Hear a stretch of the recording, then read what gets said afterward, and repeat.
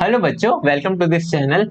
बच्चों, हम class 12th के लिए फिजिक्स स्टार्ट कर रहे हैं सीबीएसई और जैक बोर्ड के लिए। तो आज हम चैप्टर 1 के साथ स्टार्ट करेंगे जिसका नाम है इलेक्ट्रिक चार्जेस एंड फील्ड। उससे पहले मैं आपको ये बताना चाहता हूँ कि ये जो भी लेक्चर्स है वो एक्चुअली हम जूम मीटिंग में कर रहे हैं, लाइव क्लासेस कर रहे हैं उनकी। पर फर्स्ट लेक्चर जो फर्स्ट क्लास थी वो किसी टेक्निकल इश्यू की वजह से रिकॉर्ड नहीं हो पाई थी, इसलिए मैं उसको अलग से रिकॉर्ड कर रहा हूँ। इसके बाद के आप जितने भी लेक्चर्स देखेंगे वो देखेंगे कि वो सारे मतलब लाइव लेक्चर्स है। तो आप अगर चाहें तो ज्वाइन हो सकते हैं। बाकी आज हम स्टार्ट करते हैं चैप्टर 1 के साथ। ठीक है, तो इसमें स्टार्ट करेंगे जो चैप्टर है इलेक्ट्रिक चार्जेस एंड फील्ड। ये एक्चुअली ये किसके अंडर आता है? ये इलेक्ट्रोस्टैटिक्स के अंदर आता है। तो इलेक्ट्रोस्टैटिक्स देखते हैं क्या होता है। इलेक्ट्रोस्टैटिक्स एक्चुअली फिजिक्स की ब्रांच है जिसमें आपके क्लास 12 के दो चैप्टर्स, चैप्टर फर्स्ट और चैप्टर सेकंड है। तो इलेक्ट्रोस्टैटिक्स में सबसे पहले लिखते हैं बच्चों, it is the branch, it is the branch of physics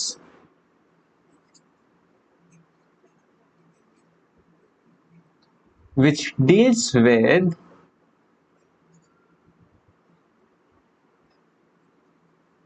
charges at rest। Okay, तो फिजिक्स की वो ब्रांच जिसमें हम चार्जेस जो रेस्ट पर रखे होते हैं उनको स्टडी करते हैं, उसको क्या बोला जाता है? इलेक्ट्रोस्टैटिक्स बोला जाता है। अच्छा, यहाँ एक न्यू टर्म हमने देखी, चार्जेस। ये चार्जेस क्या होता है, आइए उसको स्टडी करते हैं। तो चार्जेस के लिए बच्चों लिखेंगे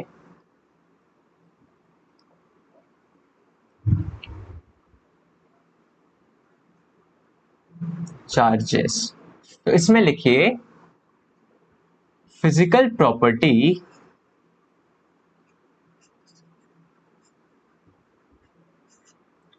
which is responsible for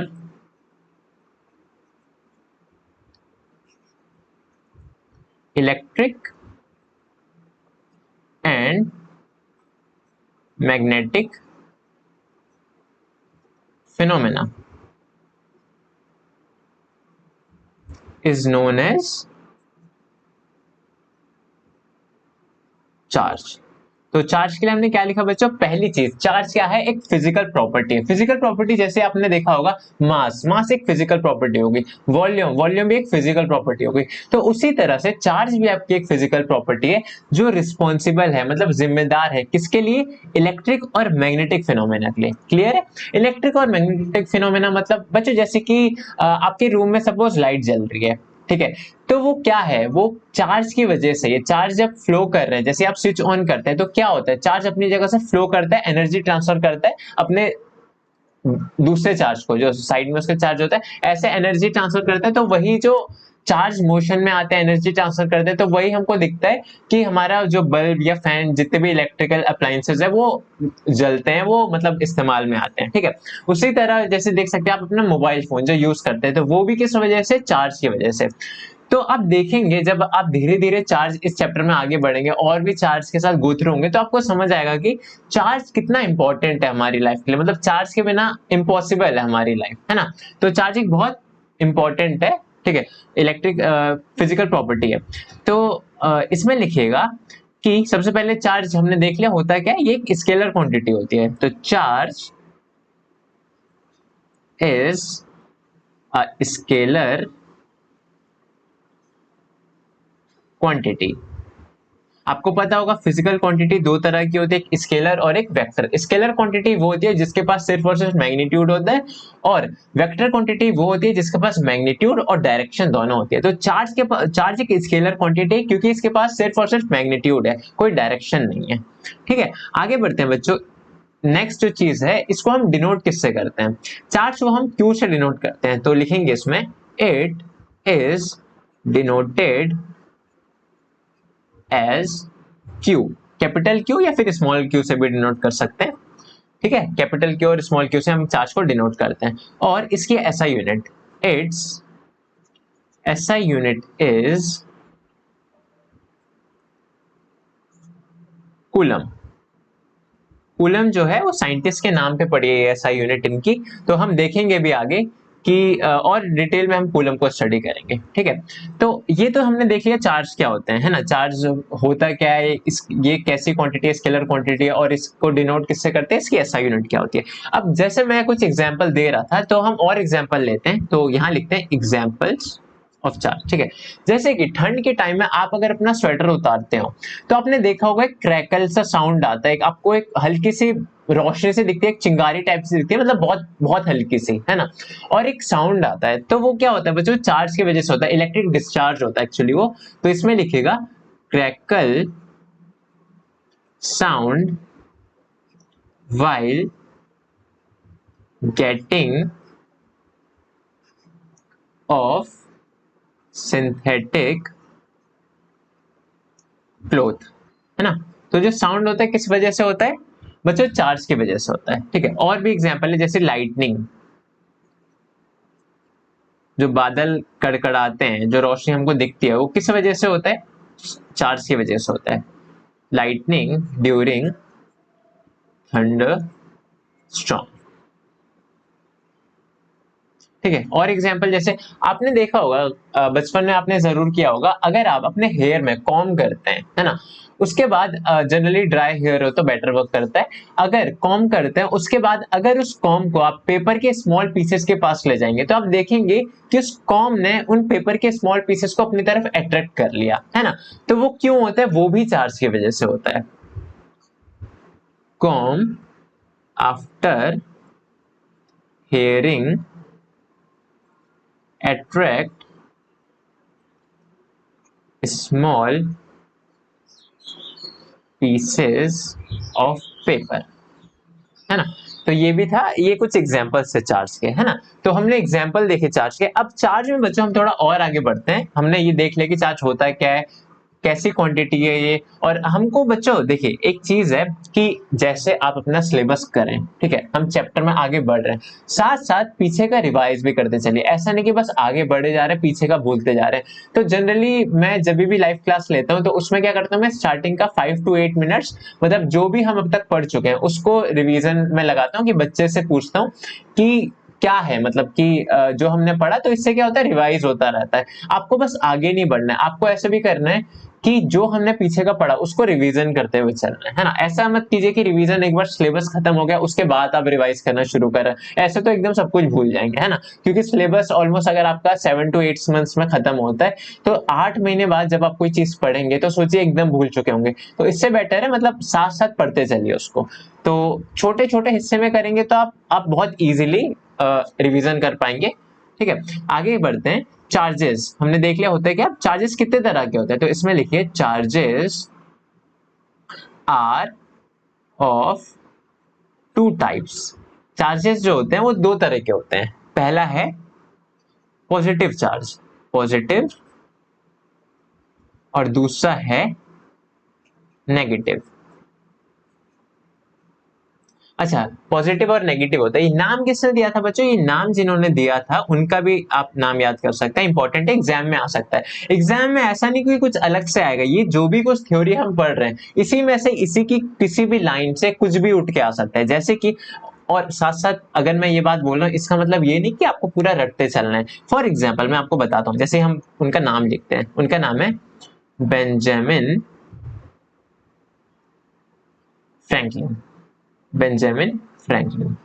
तो उन्होंने क्या किया था, चार्ज का जो नाम दिया था पॉजिटिव और नेगेटिव। अब आपके एग्जाम में पूछ सकते हैं ये चार्ज का नोमेनक्लेचर, नोमेनक्लेचर मतलब नाम देना, पॉजिटिव जो और नेगेटिव नाम दिया, तो ये किन्होंने किया था, किसने किया था, ये किया था बेंजामिन फ्रैंकलिन ने, ठीक है। तो आपको ये ध्यान रखना है।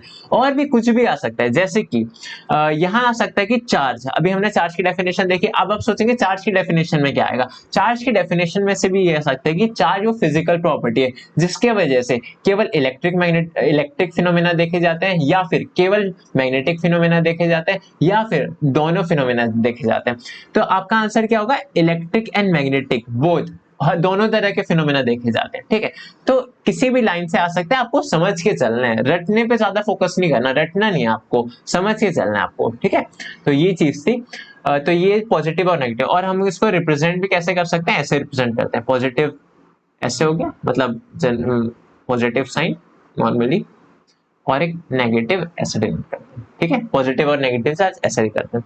अब एक चीज जो है बच्चों कि पॉजिटिव और नेगेटिव चार्ज तो हो गया, कोई बॉडी ऐसी भी होती है जिसमें ना नेट चार्ज नहीं होता है, मतलब मैं उसको लिखवा देता हूँ फिर एक्सप्लेन करूंगा। Uncharged body have zero net charge and called as neutral body। Neutral, इस वर्ड पे ध्यान रखना है। जो अनचार्ज बॉडी होती है बच्चों, उसके ऊपर जो नेट चार्ज होता है वो कितना होता है, जीरो। नेट चार्ज कितना होता है, जीरो, और उसको हम क्या बोलते हैं, न्यूट्रल बॉडी। ओके, तो चार्जेस दो तरह के होते हैं, पॉजिटिव और नेगेटिव, जिसका नाम दिया था बेंजामिन फ्रैंकलिन ने।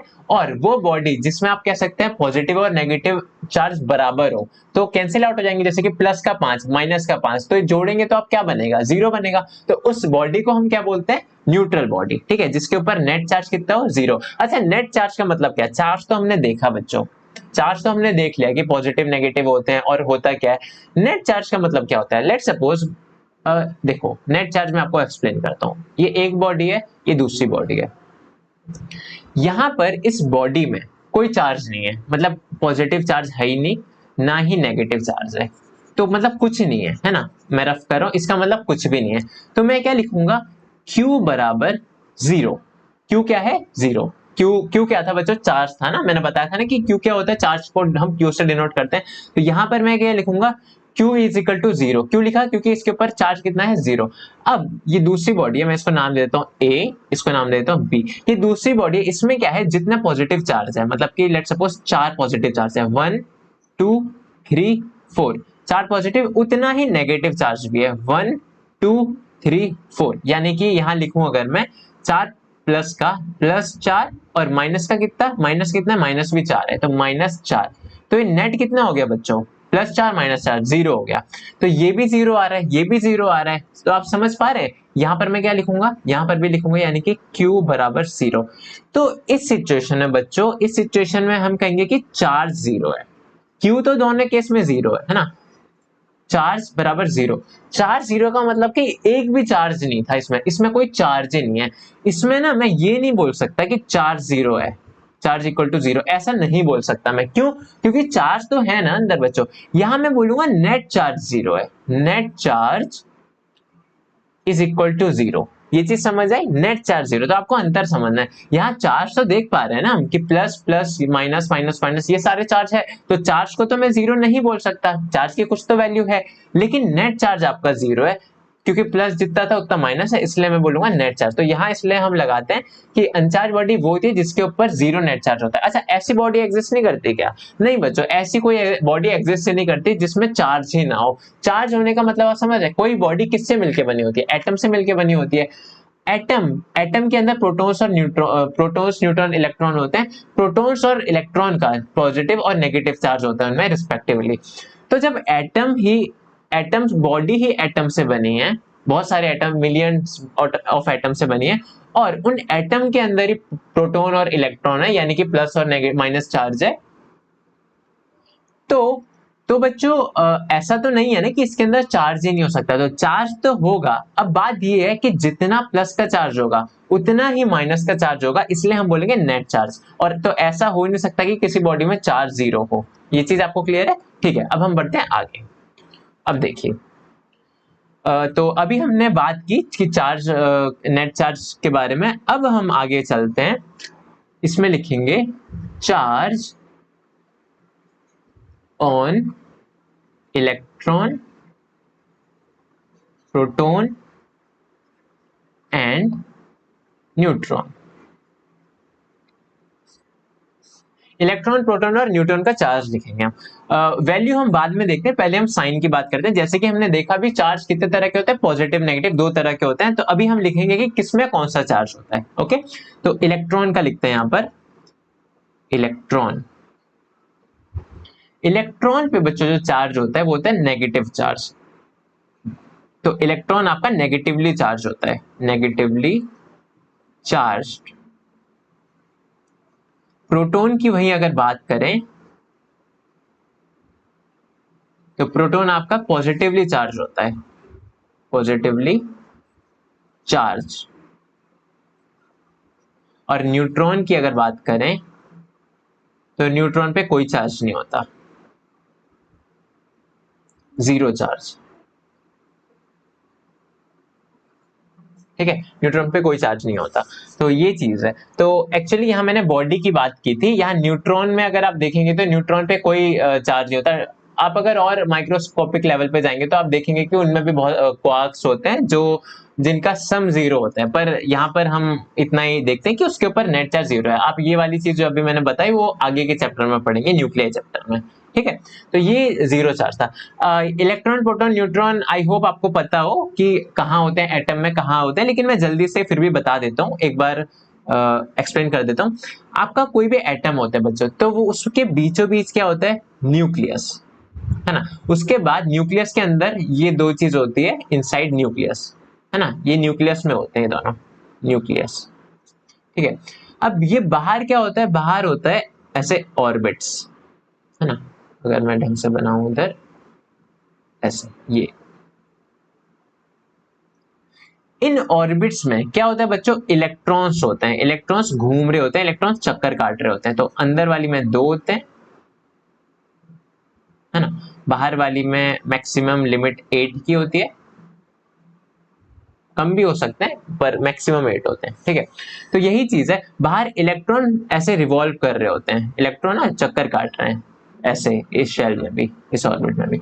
और अंदर जो है यहाँ पर ये जो मैंने रेड से मार्क कर रखा है, ये इसको बताते हैं, इसको बोलते हैं बच्चों न्यूक्लियस, न्यूक्लियस, न्यूक्लियस बोलते हैं इसको। न्यूक्लियस में क्या होता है, न्यूक्लियस के अंदर ना दो चीज होती है, इसके अंदर दो चीज होती है, क्या क्या, प्रोटॉन्स और न्यूट्रॉन्स। प्रोटॉन्स और न्यूट्रॉन्स होते हैं न्यूक्लियस के अंदर। ठीक है, तो ये चीज थी। तो प्रोटॉन पे पॉजिटिव चार्ज होता है, न्यूट्रॉन्स पे जीरो चार्ज। एक्चुअली यहाँ न्यूट्रल नहीं, सॉरी बच्चों, न्यूट्रॉन लिखना था आपको। प्रोटॉन्स पे पॉजिटिव चार्ज होता है, न्यूट्रॉन्स पे जीरो चार्ज होता है। इलेक्ट्रॉन जो बाहर होते हैं उनमें नेगेटिव चार्ज होता है। एक चीज मैं और बता दूं कि लास्ट वाली शेल को, ये जो सबसे आखिरी वाली शेल है जहां पर इलेक्ट्रॉन सबसे बाहर है, उसको बोला जाता है वैलेंस शेल। ठीक है, वैलेंस शेल। इतना समझ आया। चलिए तो आगे बढ़ते हैं बच्चों, ये चीज थी। अब क्या है, हमने ये तो देख लिया कि इलेक्ट्रॉन पे कौन सा चार्ज होता है, प्रोटॉन पे कौन सा चार्ज होता है, न्यूट्रॉन पे कौन सा चार्ज होता है। अब क्या है, हम देखेंगे उनकी वैल्यू कितनी होती है। ठीक है, तो इसको लिखते हैं चार्ज ऑन इलेक्ट्रॉन। इलेक्ट्रॉन पे कितना चार्ज होता है बच्चों, उसको अगर हम Q से डिनोट करें, क्योंकि चार्ज को Q से डिनोट करते हैं, और छोटा e लगा दिया मतलब इलेक्ट्रॉन का चार्ज, उसकी क्या वैल्यू होती है, वो होती है माइनस, क्योंकि हमने देखा था इलेक्ट्रॉन पे नेगेटिव, इलेक्ट्रॉन नेगेटिवली चार्ज है इसलिए माइनस आएगा, माइनस 1.6 इंटू 10⁻⁻19 कूलम। ठीक है, ये वैल्यू होती है। तो इस वैल्यू को आपको याद रखना है, बहुत इंपॉर्टेंट वैल्यू है। ये वैल्यू वो है जितना इलेक्ट्रॉन पे चार्ज होता है। तो ये सी क्या है बच्चों, ये वही है कूलम, जिसका हमने एकदम आगे देखा था चार्ज जब हम पढ़ रहे थे। कूलम, कूलम क्या होता है, SI unit of electric charge, ऐसा unit of electric charge.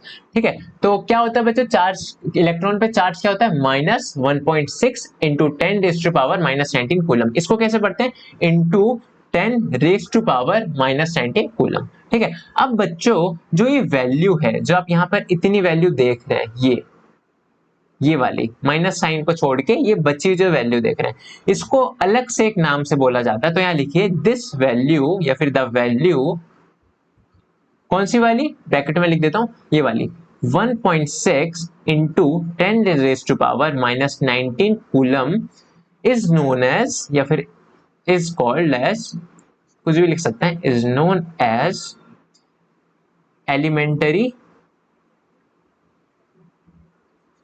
Charge. इस वैल्यू को बच्चों एलिमेंट्री चार्ज बोला जाता है, और डिनोट किससे किया जाता है, ई से, है ना, ई से डिनोट किया जाता है इसको। तो ई इक्वल टू किसके बराबर हो गया, 1.6 इंटू 10⁻⁻19 कूलम।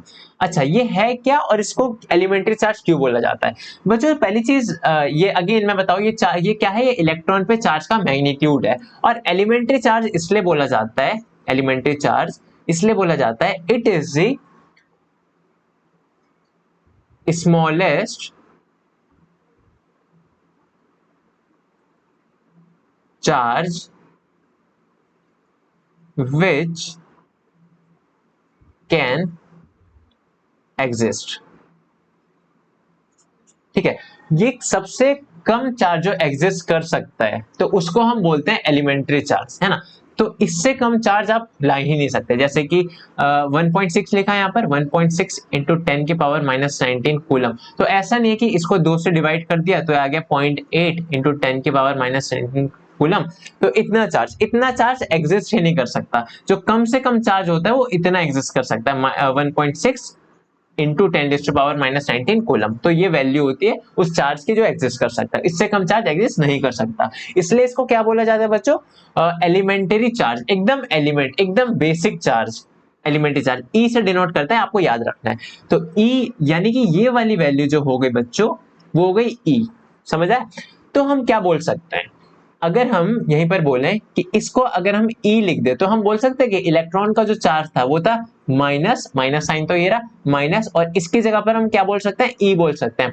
तो हम ये बोल सकते हैं कि इलेक्ट्रॉन का जो चार्ज है वो माइनस E है ना। तो वही चीज हम लिखेंगे कि charge on electron is equal to minus E। इतना समझ आया? इलेक्ट्रॉन का जो चार्ज होता है माइनस C होता है। वैसे ही चार्ज